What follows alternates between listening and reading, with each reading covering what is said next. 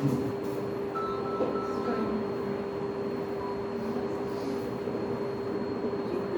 ये है ना कि ये जूम मीटिंग आप जब खोलते हैं तो फिर आप शेयर स्क्रीन करते हैं, वो ऊपर लिखा होगा शेयर स्क्रीन, तो आपकी प्रेजेंटेशन जूम मीटिंग में आनी शुरू हो जाएगी।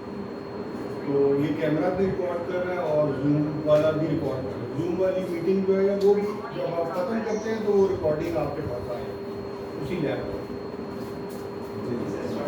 चलो Assalamualaikum. I am Dr. Anika Kamal. Today's topic of presentation is non-neoplastic vascular abnormalities and cystic variants of orbit.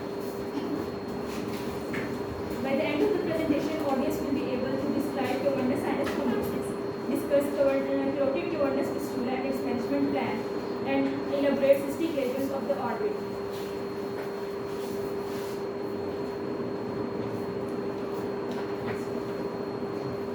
First topic is cavernous sinus thrombosis. It is a rare and life-threatening disorder, and identification of cavernous sinus thrombosis is critical for good outcome. Etiology: there are two causes of cavernous sinus thrombosis: septic and aseptic causes. And in septic causes, it is caused by central facial infections, especially within the danger triangle of the face. And the danger triangle of the face includes the area between the bridge of the nose and the corner of the mouth. This is the triangle of the danger triangle of the face. Any infection within this area can lead to cavernous sinus thrombosis. Abscess, cellulitis, sinusitis, especially sphingolitis and ethmoiditis. Dental infection, extraction or procedures. Maxillofacial surgeries, otitis media and mastoiditis. Aseptic causes include less common than the septic one, and include trauma, surgery or pregnancy in which there is hypercoagulable state, which can lead to cavernous sinus thrombosis. Malignancy and hematological disorders like polycythemia rubra vera and acute lymphocytic leukemia. The organism mainly responsible for the septic cavernous sinus thrombosis are Staphylococcus aureus, count for 2/3 of the cases, and the other one is the Streptococcus species, which include 20% of the cases, and Pneumococcus, which specifies 5% of the cases of cavernous sinus thrombosis. Other one is gram-negative species, for example, Proteus haemophilus pseudomonas, and the fungal infection is less common, and the rare cases are also caused by parasite or the viruses, which include herpes simplex virus or measles virus.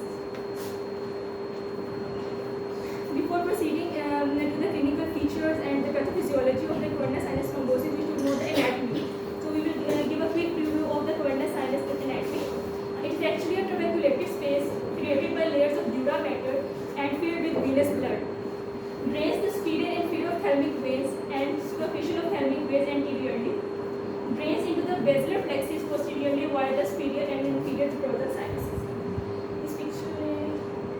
Picture में जो ये वाला area, ये हमारे पास cavernous sinuses है. Anteriorly इसमें आगे drain करके ophthalmic veins और facial veins. Posteriorly ये drain of the superior and inferior scrotal sinuses, which further जाके internal jugular vein में ड्रेन हो रही है. This is the pointer, and another option is if you right click, it will say pointer options. इसमें सिर्फ laser pointer आ रहा है.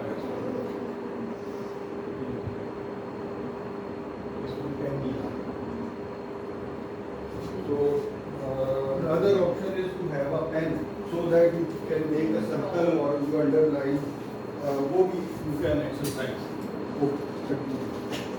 This picture shows the boundaries of cavernous sinuses. Anteriorly, it extends into the medial end of the superior orbital fissure. ये हमारे पास superior orbital fissure है. Anteriorly, it is extending into the medial end of the orbital fissure. Posteriorly, up to the apex of the vitreous part of the caudal bone. Medially, हमारे पास pituitary above the pituitary gland और inferiorly हमारे पास sphenoid sinuses मौजूद होते हैं. Laterally, temporal bone and ankles. Superiorly, optic chiasma present होते हैं, and inferiorly endosphenoid dura mater and greater lingosphenoid.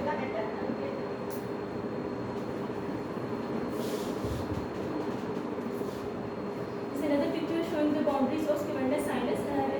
Superiorly, there are mesial layer of dura mater. Lateral border is also formed by the mesial layer of dura mater, and medial border is body of sphenoid, and this is the sphenoid sinus. And floor is formed by the endosphenoid layer of dura mater. It is also called anatomical table of the contents sensory internal carotid arteries and other nerves, trochlear, ophthalmic nerve, first and second division of trigeminal nerve. This picture shows the contents of the cavernous sinus. You can see centre में हमारे पास internal carotid artery है और साथ में हमारे पास abducer nerve centre से पास करती है. Lateral wall of the cavernous sinus contains oculomotor nerve, trochlear nerve, ophthalmic division and the maxillary division of the trigeminal nerve. Now moving to the pathophysiology, due to the valvulus nature of the facial veins, the sinuses are vulnerable to stagnation and poor drainage in the presence of severe infection, causing the formation of thrombosis. Thrombus can cause damage locally or travel to the brain, causing stroke-like symptoms of encephalitis and meningitis. Intercavernous sinuses allow spread of infection and thrombus from one side to the other side of the cavernous sinus. Clinical presentations, symptoms include fever, headache, and 50 to 90% of the patients, periorbital swelling and pain, vision changes such as photophobia, diplopia, and loss of vision. May present at onset or progress acutely over days, and less common symptoms include rigor, stiff neck, facial numbness, confusion, seizure, and stroke symptoms can occur. Signs are the vital signs include fever, tachycardia, and hypotension. Eye findings are periorbital edema, lid edema, ecchymosis, ptosis, and proptosis. These findings of the patients are mainly due to the impaired venous drainage of the orbit. And restricted or painful eye movement and less commonly retinal edema, retinal hemorrhage, decreased visual acuity. Photophobia, diminished pupillary reflex, pulsating conjunctiva, and blindness can occur in 8 to 15% of the cases. जितने भी हमारे पास साइनिक क्वेंडस sinuses के जो हमारे पास thrombus बनते हैं वो जितने स्ट्रक्चर्स को वहाँ पे कंप्रेस करेगा वही साइंस हमारे पास आएंगे जो स्ट्रक्चर इन्वॉल्व होता रहेगा. अगर इंटरनल कैरोटिड आर्टरी है वो इन्वॉल्व हो रही है या हमारे पास जो नर्व्स इन्वॉल्व हो रही है, नर्व्स इन्वॉल्व हो रही है तो हमारे पास थैलेमोप्लेजिया, डिप्लोपिया की कंप्लेन पेशेंट को होगी. अगर trochlear nerve mostly abducens nerve involve होती है क्योंकि वो center of the cavernous sinus से पास कर रही होती है. जब वो इन्वॉल्व होगी तो हमारे पास 6 नर्व पास से भी आ सकती है patient. Picture show septic cavernous sinus thrombosis, periorbital edema, congestion of the conjunctival congestion or hemorrhage. This picture shows capillary medusa in cavernous sinus thrombosis. Vessels are engorged और tortuous vessels हैं. और बिल्कुल ऐसे prepare सारे जैसे हमारे पास अगर इसके वगैरह के बाद थ्रोम्बोसिस होते हैं या फिर पोर्टल हाइपरटेंशन होती है उसकी वजह से वेसल्स डायलेट करती है वेसल्स तो अपीयरेंस आती है बिल्कुल वैसे अपीयरेंस हमारे पास कंजक्टिवा की है जिसे कैपिटल मेडुसा कहते हैं. Other symptoms are training of third and fourth neuropathy. Internal ophthalmoplegia results in non-reactive pupils, Horner syndrome. Sensory exams demonstrate diminished sensation to face and impaired corneal reflex due to the involvement of ophthalmic and the maxillary division of the trigeminal nerve. Neurological findings are rare but include altered mentation, lethargy, and seizure. Those strokes are rare presentation. This picture shows the signs and the structures responsible for this. For example, ptosis caused by edema of the upper eyelid, sympathetic plexus, and third cranial nerve damage. Chemosis due to the thrombosis of superior and inferior ophthalmic vein. Proptosis due to the venous engorgement. Sensory loss and periorbital pain due to fifth cranial nerve involvement. Corneal ulcers due to corneal exposure due to proptosis. Lateral rectus palsy due to the sixth cranial nerve involvement and complete ophthalmoplegia due to the cranial nerve second, fourth, and sixth involvement. Decreased visual acuity or blindness due to the central involvement of central retinal artery or vein occlusion secondary to internal carotid artery arteritis, septic emboli, and ischemic optic neuropathy. How to evaluate cavernous sinus thrombosis? There are diagnostic tests for the cavernous sinus thrombosis are mainly neuroimaging, which include CT venogram and contrast enhanced MR venogram are highly sensitive for cavernous sinus thrombosis. Non-contrast CT and time of flight MRI may also diagnose, may miss the diagnosis. The second test we can do is the blood cultures, because अगर infection है systemic उसमें blood cultures करने पड़ेंगे. अगर WBC, CRP, ES और D dimers हमें मिलेंगे और साथ में blood cultures करेंगे वो हमेशा पॉजिटिव आएंगे. कोई ना कोई बैक्टीरिया जो कि रिस्पॉन्सिबल है आधे स्टेप्टोकोकस न्यूमोकोकस को हमारे पास आ जाएंगे. उसके अकॉर्डिंग हम एंटीबायोटिक्स दे सकते हैं patient.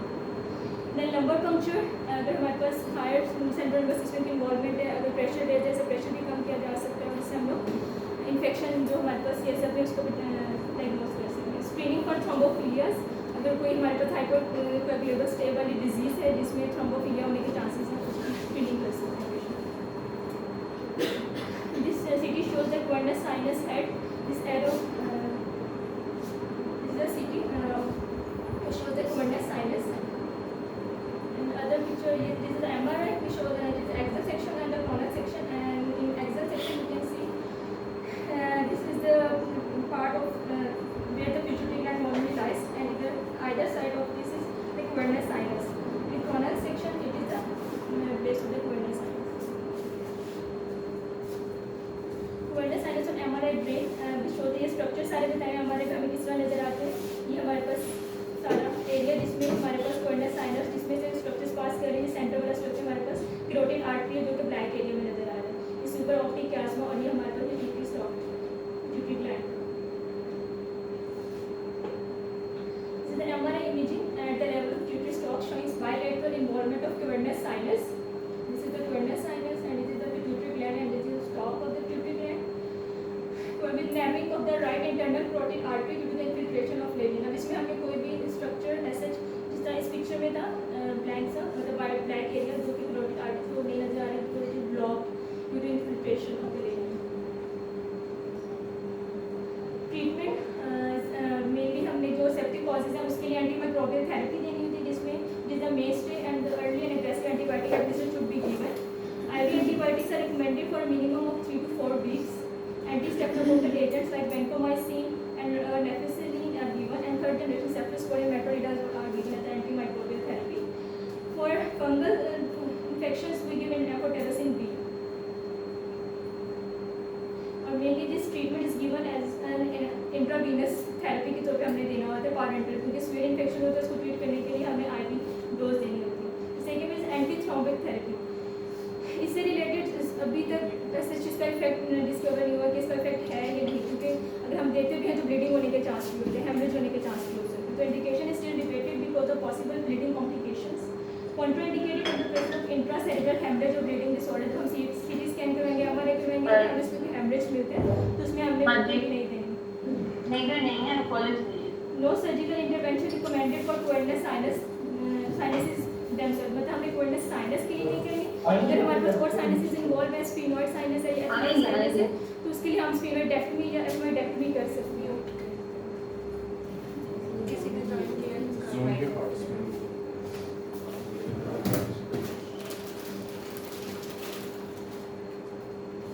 Differential diagnosis for cavernous sinus thrombosis are carotid cavernous fistula, lytic bone lesions, tumors or cavernous meningioma, sino-orbital aspergillosis, superior orbital fissure syndrome, Tolosa Hunt syndrome, orbital apex syndrome, orbital cellulitis, sarcoidosis, syphilis and tuberculosis.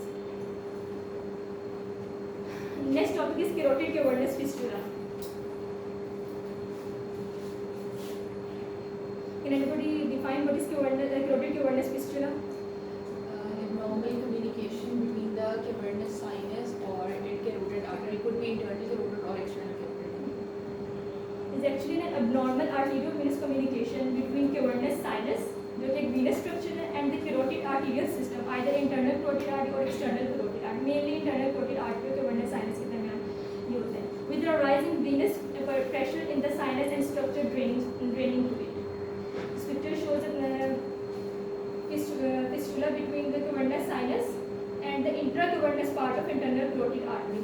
This is the fistula which is found between the cavernous sinus and the internal carotid artery. Classification: carotid cavernous fistula can be classified as high flow versus low flow carotid cavernous fistulas, direct versus indirect, traumatic versus spontaneous carotid cavernous fistulas. There is another classification which is Barrow classification, characterize the fistulas depending on the angiogenic pattern of the arterial flow. कि कौन सी हमारे पास artery involved है उसके related उसके according इसकी classification है Barrow classification. These are classified anatomically, direct, indirect, hemodynamically, high and low flow, CCF, and etiologically traumatic versus spontaneous. This is the Barrow classification of carotid cavernous fistula in type A, which is also called direct, in which there is a direct connection between the intracavernous part of the intramitral carotid artery and the cavernous sinus. In type B, there is a connection between the dural branches of internal carotid artery and cavernous sinus, and this picture can explain. There is a connection between the dural branch of internal carotid artery and cavernous sinus. In type B, there is a connection between dural branches of external carotid artery and the cavernous sinus. This picture shows connection between dural branch of external carotid artery and cavernous sinus. And the last one is the type D, in which there is a connection between dural branches of both internal carotid artery and external carotid artery and the cavernous sinus. This picture explains the connection between dural branch of internal and the dural branch of external carotid artery with the cavernous sinus. The first type is also the direct type of carotid cavernous fistula, and the other three one are the indirect type. There is another classification of the carotid cavernous fistula by venous drainage. It is divided into 5 types. In type 1 there is posterior and inferior venous drainage only. But in type 2 there is posterior and inferior and anterior venous drainage. In type 3 there is only anterior venous drainage present, and in type 4 there is retrograde cortical venous drainage. In type 5 there is direct internal carotid artery cavernous sinus fistula corresponding to type A Barrow classification. Etiology are the traumatic CCF and the spontaneous. Traumatic mainly cause, traumatic is the most common cause of carotid cavernous fistula, and it is also the most common cause of direct carotid cavernous fistulas. And it can be due to closed head injury, skull-based fracture, or penetrating head trauma. Iatrogenically after intracranial surgery, endoscopic, transsphenoidal or sinus surgery, and endovascular procedures. Spontaneous CCF are mainly caused by the rupture of aneurysm of cavernous segment of internal carotid artery or an atherosclerotic artery.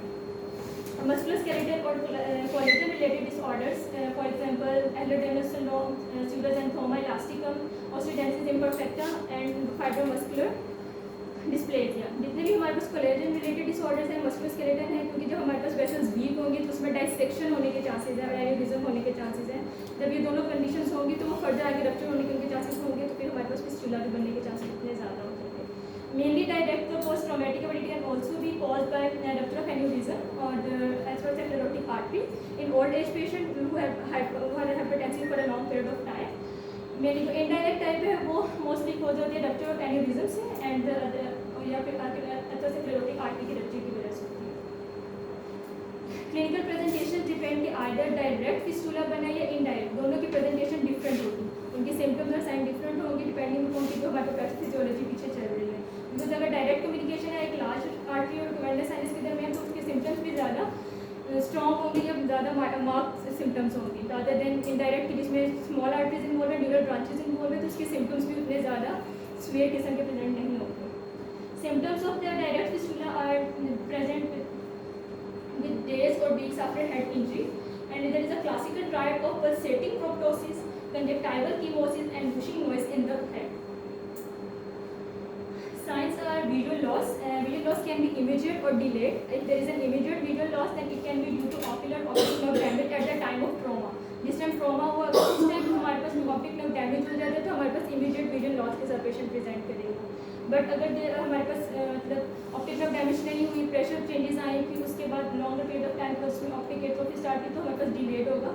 Delayed में हमारे पास exposure कैटोपैथी की वजह से, secondary glaucoma की वजह से, central retinal vein occlusion and ear segment schema ischaemic neuropathy की वजह से विजन लॉस हो सकता है.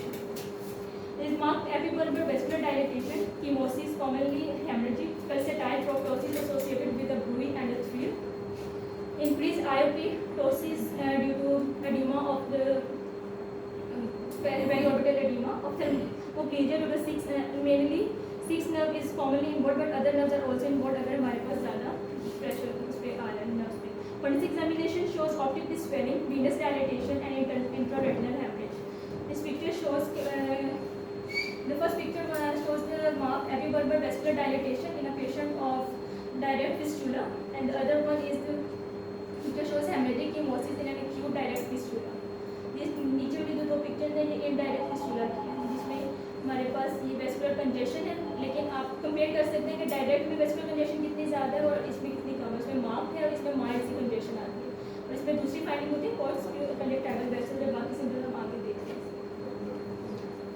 Indirect fistula symptoms usually gradual onset of redness of one or both eyes caused by conjunctival vascular engorgement, and the signs are mild epibulbar vascular dilatations, exaggerated ocular pulsations, cords to epibulbar vessels, raised ioptosis and bruit, ophthalmoplegia. Fundus may be normal or manifest moderate venous dilatation.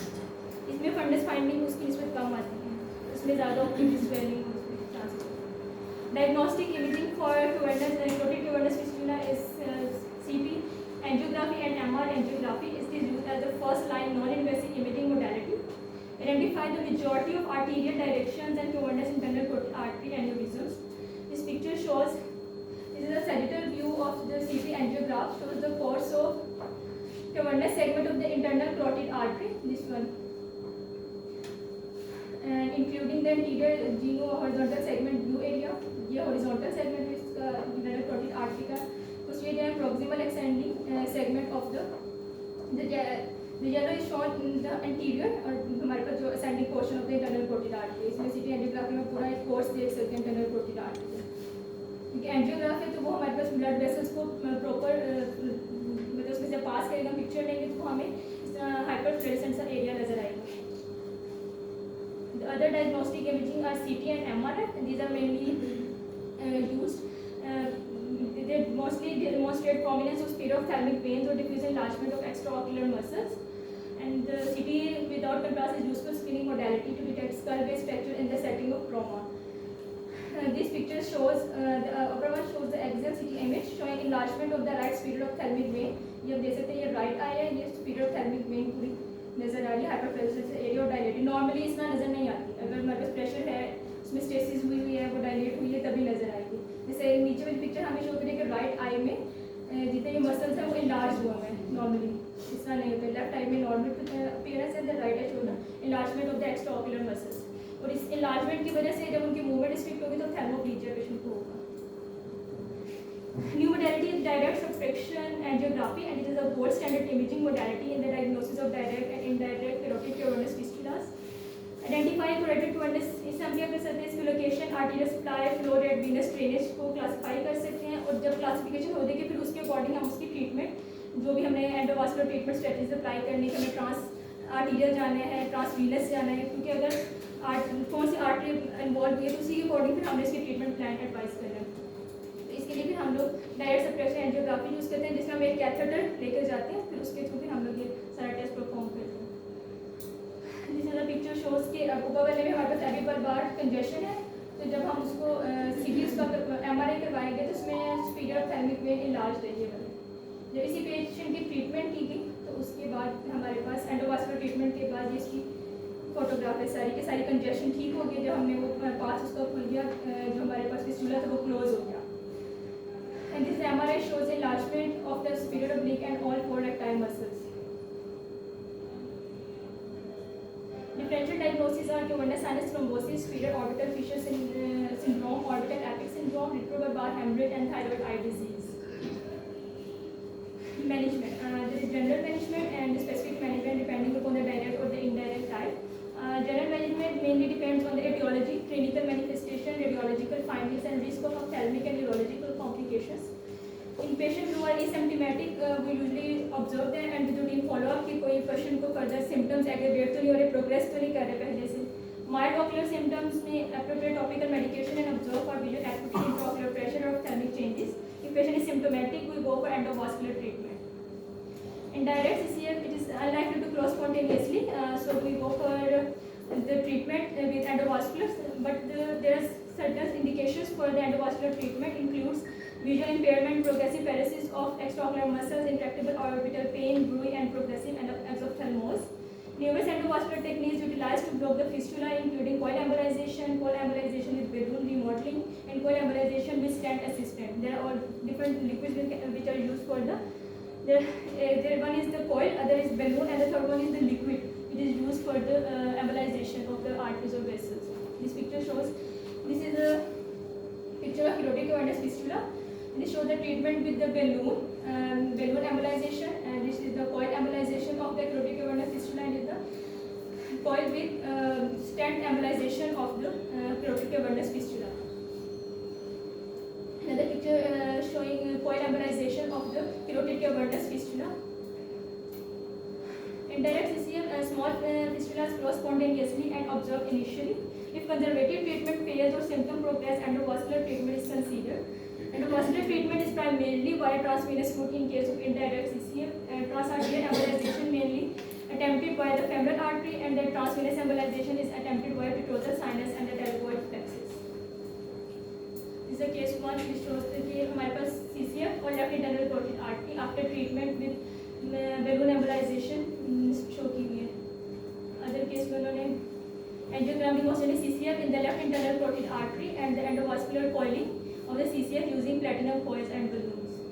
ये हमारे पास platinum coil है sir. The last topic is cystic lesions of the orbit. Can anyone tell what is this picture for diagnosis? Dermoid cyst. Dermoid cyst is the most frequent orbital tumor in children. It is actually a corystoma. Corystoma is like a normal tissue present at an abnormal location. So corystoma derived from in case of dermoid cyst, the corystoma is derived from displacement of ectoderm to the subcutaneous location along embryogenic line of the closure. It can be superficial or deep, or it can be anterior and posterior to the orbital septum. The superficial one is the anterior to orbital septum, and D1 is posterior to the orbital septum. Histopathology. On histopathology, dermoids are lined by keratinized stratified squamous epithelium and have a fibrous wall and contain dermal appendages like sebaceous glands, sweat glands, and hair follicles. Symptoms are if there is a superficial dermoid cyst and usually present onset is at infancy and is present as a painless nodule. Mostly its location is supratemporal but can be supranasally and be present हो सकता है. Deep में हमारे जो deep dermoid cyst है usually इसका onset adolescence में या adult life में होता है और can be present as a gradually increasing protruding eye or an acute onset with inflamed orbit due to rupture of the dermoid cyst. Dermoid cyst rupture होगा, keratinization सारी release होगी तो inflammation को start करवा देंगे जिसकी वजह से वो inflamed orbit बनने के chances हैं. Signs of the superficial dermoid cyst are formed round smooth non-tender mass 1 to 2 cm in diameter, mobile under the skin, tethered to adjacent periosteum, and posterior margins are easily palpable, no deeper region or extension. In deep, it can usually present as proptosis, dystopia. इसमें जैसे हमें बिल्कुल अलग है proptosis, eye की proptosis हुआ है upper lid का, mass lesion with indistinct posterior margins. Investigations for dermoid cyst are for superficial. Imaging shows a well circumscribed heterogeneous cystic lesion. क्योंकि ये anterior to the orbital septum है तो ये हमें bival side पे नजर आएगी. Anterior to the orbital septum आपको heterogeneous cyst नजर आएगी. In case of deep, it is a well circumscribed lesion. Some deep dermoid associated with bony defects. जिसमें bone को भी depress किया हुआ side पे push किया हुआ defect आ रहा है. May extend into the infratemporal fossa और intracranially भी extension हो सकती है deep dermoid की. Treatment for small lesion we usually observe there is inflammation, we use oral steroids and keep in mind it can rupture. So आपने इसको इसकी अगर आपने further आगे treatment भी करें, surgery भी करें तो carefully करने कि ये rupture ना हो, नहीं तो inflammation होगी फिर fibrosis के भी chances हैं. Superficial dermoid की treatment it can be excised wholly and care not to be rupture the lesion because अगर rupture हो गया तो leakage हो जाएगी of keratin into surrounding tissue causing severe granulomatous inflammation. For deep dermoid excision in proto and completely excised may recur with persistent low grade inflammation. वही है कि ये enlarge होते हैं अगर leak हो गया जिस tissue में तो inflammation होगी which can lead to fibrosis of the tissue. Second cystic lesion is dicryops. It is a cyst of lacrimal gland which develop from dilated obstructed ducts. Round cystic lesion protrude into the superior fornix from peripheral lobe of the gland. It is usually bilaterally. Here clinical features are painless, smooth fold, bluish gray transilluminable areas in the supraplanar fornix of the orbit. This picture shows dicryops, cyst of the lacrimal gland, mainly present supratemporally of the eye. Treatment is excision or mass sterilization with histological analysis. मतलब excision करके उसको histological analysis के लिए last histopathological analysis के लिए भेजने की कहीं ये ट्यूमर क्योंकि मैलिग्नेंसी पोटेंशियल भी होता है तो आपने इसको मैलिग्नेंसी को रूल आउट करना है. The third one is sinus mucosal. It is a slowly expanding collection of secretion due to blockage of sinus opening. Etiology causes are congenital nerving or arise secondary to infection, allergy, inflammation, trauma, or tumor. Over time, erosion of the sinus wall permits the mucosal to encroach into the orbit. Invasion from frontal ethmoidal mucosal mostly frontal ethmoidal से होती है, but sometimes हमारे पास maxillary sinus से भी इसकी extension हो सकती है. Clinical features are mostly headache, gradual non-axial proptosis or horizontal displacement, and fluctuant tender mass in medial or supramedial orbit. Picture में हम इस picture पिक्चर में यहाँ पे ये स्वेलिंग है हमारे पास सुप्रामीडियली प्रेजेंट है। ये हमारे पास प्रोप्टोसिस भी कॉज करवाती है और डिस्प्लेसमेंट भी कॉज कर रही है हॉरिजॉन्टल। और इस पिक्चर में हमारे पास इसना जो सीटी है ये हमारे पास एरिया शो कर रहा है सारा सिस्टिक लेजन का, जो कि आई पे प्रेशर दे रही है, उसको पुश कर रही है। Investigations are CT and B scan. CT shows pacification of frontal and ethmoidal sinuses with a bony defect underlying intraorbital protrusion. इसमें देखिए इंट्राऑर्बिटल प्रोट्रूजन और ये एथमोइडल साइनसिस, ये एथमोइडल साइनसिस है, यहाँ पे म्यूकोसिल डेवलप हुई, उसने बोन को इरोड किया और वो ऑर्बिट में एक्सटेंड हो गई है। B scan shows a well defined lesion with low internal reflective image. Treatment is again we have to refer patient to ENT specialist for the excision of the mucosil or to restore sinus drainage or obliterate the sinus cavity in recurrent cases. Last one is encephalocele. Herniation. It is an herniation of intracranial contents through a congenital defect on the base of the skull. Mainly meningocele में सिर्फ meninges of the brain होती है, लेकिन encephalocele में meninges plus brain tissue भी involved होता है herniation में. It can be on the front or the back of the head. Anterior orbital encephaloceles involve supromedial part of the orbit and displays the globe forward and laterally. Posterior orbital encephalocele displays the globe forward and downward. This picture shows encephalocele. It is anterior supromedial encephalocele causing proptosis and down and out dystopia, and it is the posterior encephalocele causing proptosis and inferior dystopia. इसमें हमारे पास downward and outward है और इसमें हमारे पास inferior dystopia है. This is a CT scan of posterior encephalocele showing large bony defect. ये सारा हमारे पास bony defect है, दोनों साइड पे involved है. Clinical feature includes pulsatile proptosis which may increase with the salva maneuver but without a bruit. इसमें ब्रूई नहीं होती, लेकिन जो कैरोटिड टोर्टस फिस्टुला में होती है उसमें pulsatile proptosis with ब्रूई और थ्रिल होता है. Anterior lesions and encephalocele may be visible and transilluminable, and proptosis is usually anterotemporal. Posterior lesions and encephalocele is not visible anteriorly, and proptosis is usually anteroinferior. Investigations normally orbital imaging, which is CT scan which shows a defect in the orbital wall.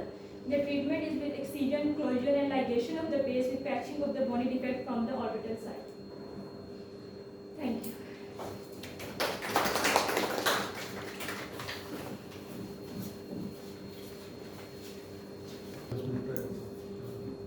जितनी भी आज आपने conditions पढ़ी है ना, ये वो हैं जिसमें कि आपको ऑप्थेल्मोलॉजी में स्टेथोस्कोप का यूज़ भी करना पड़ता है।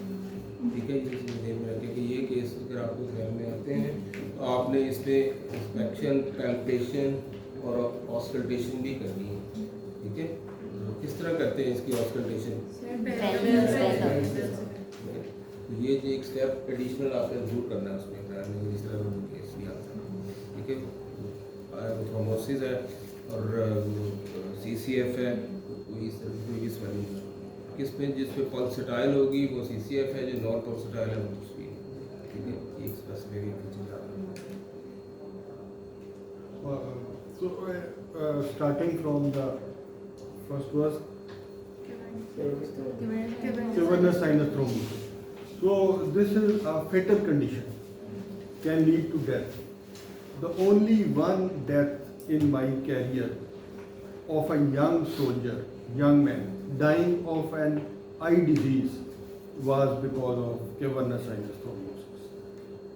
ठीक है, इसके अलावा मैंने 35 साल में कोई यंग बंदे को आई की डिजीज से मरते हुए नहीं देखा। वो cavernous sinus thrombosis is such a serious condition. अब आमतौर पे the problem starts with pre-septal cellulitis or septal cellulitis, orbital cellulitis, and then it leads to cavernous sinus thrombosis. So we cannot underestimate the periocular infections. Whenever there is infection of the lid, of the lacrimal sac, of the gland, we start energetic antibiotic treatment, parenteral injections, no role of oral antibiotics.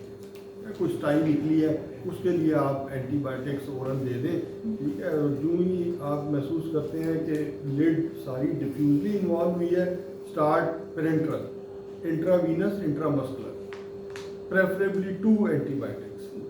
Then if you can go for culture and sensitivity and change the antibiotics according to the results, that is a plus point, but you have to start immediately.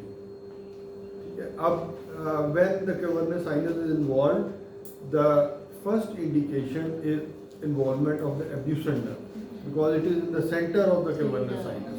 Lateral rectus palsy. तो आपका patient अगर कल आप रोज ocular movement करते हैं orbital cellulitis के case में देखने के लिए कि ऑर्बिटल सेल्युलाइटिस ही है cavernous sinus thrombosis तो नहीं हो गई. So if there is lateral rectus palsy developing, it means the infection has spread to the cavernous sinus. So in all these cases you have to involve the medical specialist because of the element of thrombosis also in the cavernous sinus.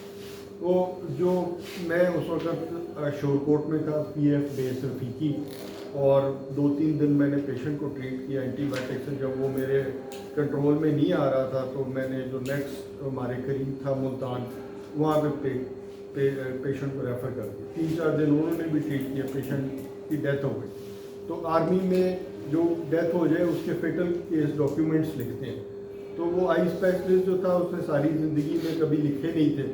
तो वो फिर अगले 15-20 साल मुझे कर्ज करता रहा कि यार तूने पेशेंट भेजा था जिसकी डेथ हो गई और मुझे पेपर लिखने पड़ गए. और सो ये इन्फेक्शन जो है पेरियोकुलर इसको सीरियसली इमीडिएटली हॉस्पिटलाइज करना बड़ा इम्पोर्टेंट है. एंटीबायोटिक डॉक्टर ने आईवी देना है और मॉनिटर करना जिसमें पिपिलरी रिफ्लेक्सेस है, विजुअल एकुटी है. तो ये बड़ा इम्पोर्टेंट है. तो मस्ट बी इमीडिएट. इस तरह के जो केसेस होते हैं ना उनको सुबह शाम देखना होता है. ये नहीं है कि आप हफ्ते के बाद आ जाना आप. सर ये एक्स्ट्रा ऑक्यूलर मूवमेंट्स और ये रिफ्लेक्सेस जो हैं ये कितने आवरली देखने चाहिए? मतलब मैं जितना फ्रीक्वेंटली आप पॉसिबल एडमिटेड है तो आप दिन में 2-3 दफ़ा तो कम से कम देखें. तो ये जो इस तरह के केसेस में हम ये नहीं कर सकते कि 1 हफ्ते की ट्रीटमेंट लेकिन हफ्ते बाद आना. हफ्ते बाद वो फारिग हो चुका हो. इसमें ये कि जब भी शिफ्ट चेंज होती है तो whosoever takes over the charge उसको सारे करने चाहिए. सो एक तो ये इन्फेक्शन हो गई cavernous sinus thrombosis. Secondly carotid cavernous fistula. तो इसमें tortuous corkscrew shaped conjunctival vessels. तो बेसिक रीज़न क्या है कि कैरोटिड आर्टरी में प्रेशर ज़्यादा है, कैवर्नस साइनस में प्रेशर कम है. So when there is a direct और इनडायरेक्ट कम्युनिकेशन कैवर्नस साइनस में भी प्रेशर ज़्यादा हो जाता है और increased venous pressure leads to stasis of the blood in the veins leading to hypoxia and congestion. So आप जो सारी फीचर्स देखते हैं ना, अब ग्लाकोमा क्यों होता है? इंट्राओकुलर प्रेशर क्यों ज़्यादा होता है? एपिस्क्लेरल वीनस प्रेशर ज़्यादा होता है. सो एक्वस की ड्रेनेज इफेक्ट होती है.